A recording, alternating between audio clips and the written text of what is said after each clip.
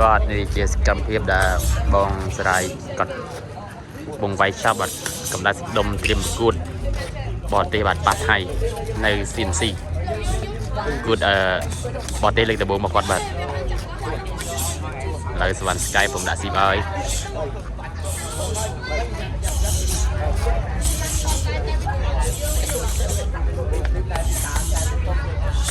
បាទ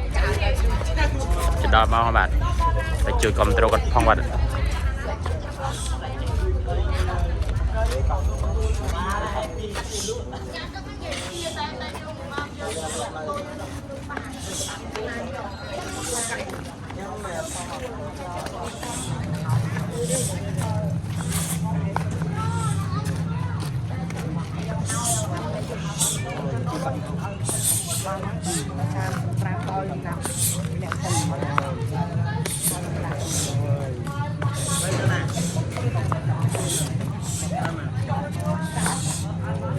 អូយ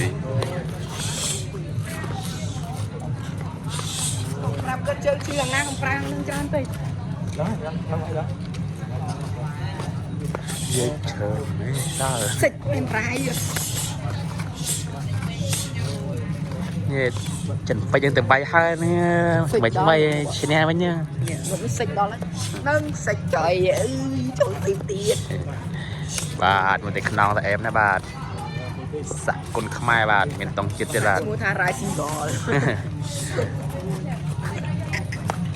នេះឡានគាត់ថាគាត់តែគាត់មិនបានគាត់BMW ហ្នឹងមែន